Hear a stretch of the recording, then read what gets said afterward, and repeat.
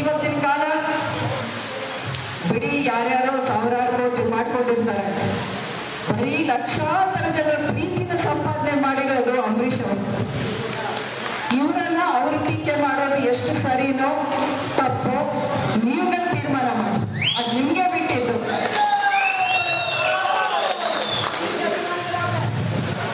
ನನಗೊಂದೇ ಈಗ ಇಚ್ಛೆ, ಇವತ್ತಿನ ದಿನ ಇವೆಲ್ಲ ಎಷ್ಟೋ ಜನ ಇಲ್ಲಿ ಕಾಂಗ್ರೆಸ್ ಪಕ್ಷದ ಕಾರ್ಯಕರ್ತರು ಇದ್ದೀರಾ, ನಿಷ್ಠೆಯಿಂದ ವರ್ಷಗಳಿಂದ ನೀವು ಸೇವೆ ಮಾಡ್ಕೊಂಡು ಬಂದಿದ್ದೀರಾ, ಅವ್ರಿಗೆ ನಿಮ್ ಮತ ಹಾಕೊಂಡು ಬಂದಿದ್ದೀರಾ, ನನಗೆ ಗೊತ್ತು. ನಾವು ಅದೇ ಪಕ್ಷದಲ್ಲಿದ್ದವ್ರೆ. ಅಂಬರೀಷ್ ಅವ್ರು ಯಾವ ಪಕ್ಷದಲ್ಲಿದ್ರು? ಕಾಂಗ್ರೆಸ್ ಪಕ್ಷದಲ್ಲೇ ಇದ್ರು. ನಾನು ಕಾಂಗ್ರೆಸ್ ಪಕ್ಷದಿಂದಲೇ ಈ ಒಂದು ಸ್ಪರ್ಧೆನ ಮಾಡಬೇಕು ಅಂತ ನೋಡಿ ಬಂದೆ. ಇವತ್ತೇನಾಗ್ತಿದೆ ಅಂತ ನಿಮಗೆ ಗೊತ್ತು. ಒಂದು ರೀತಿಯಲ್ಲಿ ಪಕ್ಷ ಮಂಡ್ಯನೇ ನಮಗ್ ಬೇಡ ಅನ್ನೋ ಒಂದು ಮಾತು ಹೇಳ್ತಾ ಇದೆ ಇವತ್ತು. ಹಾಗಿದ್ರೆ ಮಂಡ್ಯದಲ್ಲಿ ಕಾಂಗ್ರೆಸ್ ಪಕ್ಷದ ಅಸ್ತಿತ್ವ ಏನಾಗಬೇಕು ನೀವೆಲ್ಲ ಯೋಚನೆ ಮಾಡಬೇಕಿದೆ. ಕಾಂಗ್ರೆಸ್ಗೆ ಮಂಡ್ಯ ಬೇಡವಾ? ಆದ್ರೆ ನೀವೆಲ್ಲ ಏನ್ ಮಾಡ್ಬೇಕು, ನಾವೆಲ್ಲ ಏನ್ ಮಾಡ್ಬೇಕು, ಯಾರ ಕಡೆಗೆ ನೋಡ್ಬೇಕು? ನಿರ್ನಾಮ ಆಗ್ಬಿಡ್ಬೇಕಾ ಕಾಂಗ್ರೆಸ್ ಪಕ್ಷ ಮಂಡ್ಯದಲ್ಲಿ? ನೀವೇ ಉತ್ತರ ಹೇಳಿ, ನನಗೆ ಹೇಳಿ, ನೀವೇ ಹೇಳಿ.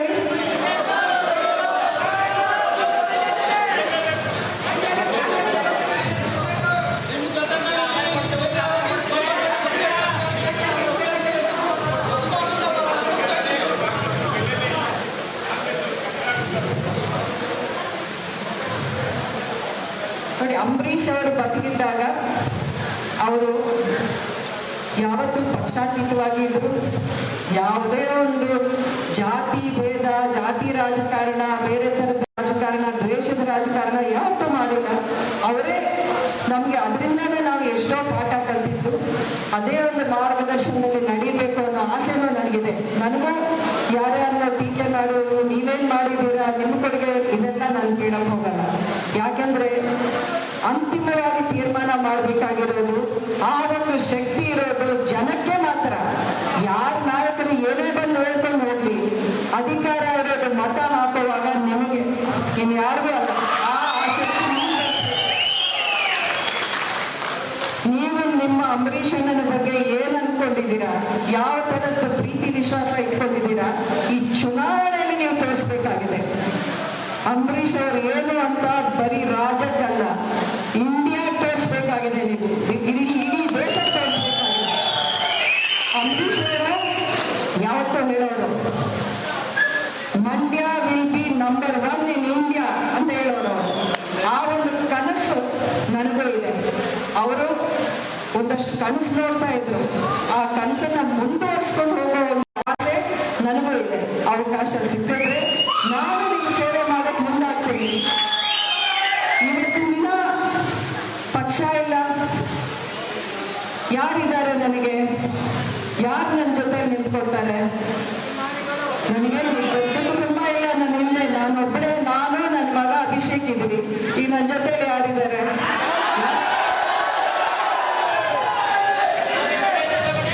ಇದೇ ಮಾತು ನನಗೆ ಬೇಕಾಗಿತ್ತು. ನನಗೆ ಪಕ್ಷ ಇಲ್ಲ, ಅಧಿಕಾರ ಇಲ್ಲ, ನನಗೆ ದೇವರಾಗಿದ್ದಂತ ಅಂಬರೀಷ್ ಇಲ್ಲ.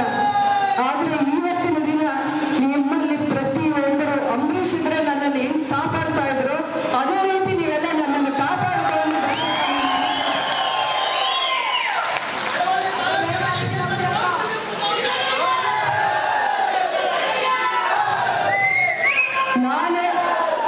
ನಾನು ಇಷ್ಟೊಂದು ಧೈರ್ಯ ಮಾಡೋಕೆ ಈಗ ನಾನು ಯಾರ್ಯಾರನ್ನ ಎದುರು ಹಾಕೋಬೇಕಾಗಿದೆ, ಯಾವ್ದೊಂದು ಬೆಟ್ಟ ಎತ್ತಬೇಕಾಗಿದೆ, ಅದರಲ್ಲಿ ಎಷ್ಟು ಕಷ್ಟ ಇದೆ, ಎಷ್ಟು ನೋವು ನಾನು ಅನುಭವಿಸ್ಬೇಕು ಅನ್ನೋದು ನಿಮ್ಗೆ ಗೊತ್ತು. ನನ್ನ ಬಗ್ಗೆ ನಾನು ಯಾರು ಏನು ಹೇಳಿದ್ರು ನಾನು ಸಹಿಸ್ಕೋತೀನಿ ಬಿಡಿ, ಯಾಕಂದ್ರೆ ನನ್ನ ಹಿಂದೆ ನೀವೆಲ್ಲ ಇದ್ದೀರಾ. ಬಟ್ ಅಂಬರೀಷ್ ಅವ್ರ ಬಗ್ಗೆ ಒಂದು ಮಾತು ಹೇಳಿದ್ರೆ ಮಾತ್ರ ನನ್ನ ಕೈ ತಡೆಯೋಕ್ಕಾಗಲ್ಲ, ನನ್ನ ಕೈ ತಡ್ಕೊಳ್ಳೋಕ್ಕಾಗಲ್ಲ. ಅದಕ್ಕೇನಾದ್ರೂ ಉತ್ತರ ಕೊಡೋದಾದ್ರೆ ನಿಮ್ಮಲ್ಲಿ ನಾನು ಮನವಿ ಮಾಡ್ಕೊತೀನಿ, ನೀವು ಮಾತುಗಳ ಮೂಲಕನೂ ಬೇಡ, ನಾವು ಯಾರನ್ನು ಟೀಕೆ ಮಾಡೋದು ಬೇಡ, ಅವ್ರಿಗೆ ಒಂದು ಉತ್ತರ ಕೊಡೋ ಅಗತ್ಯನೂ ನಮ್ಗಿಲ್ಲ. ಬರೀ ನೀವು ಚುನಾವಣೆ ಬಂದಾಗ ನಿಮ್ಮ ಉತ್ತರವನ್ನ ತುಂಬಾ ಖಡಕ್ ಆಗಿ ನೀವು ಕೊಡ್ಬೇಕಾಗಿದೆ. ಮಾರ್ಗದರ್ಶನದಲ್ಲಿ ನಡೀತೀನಿ. ನಿಮ್ಮ ಋಣ ತೀರಿಸ್ಕೊಳ್ಳೋಕೆ ನನ್ನ ಕೈಯಲ್ಲಿ ಆದಷ್ಟು ಸೇವೆನ ನಾನು ಮಾಡ್ತೀನಿ. ನಿಮ್ಮ ಆಶೀರ್ವಾದ, ನಿಮ್ಮ ಪ್ರೀತಿ, ವಿಶ್ವಾಸ, ನಿಮ್ಮ ಬೆಂಬಲದೊಂದಿಗೆ ಒಳ್ಳೆ ನಿರ್ಧಾರ ತಗೊಂಡು ಮತ್ತೆ ನಿಮ್ಮ ಮುಂದೆ ಬರ್ತೀನಿ.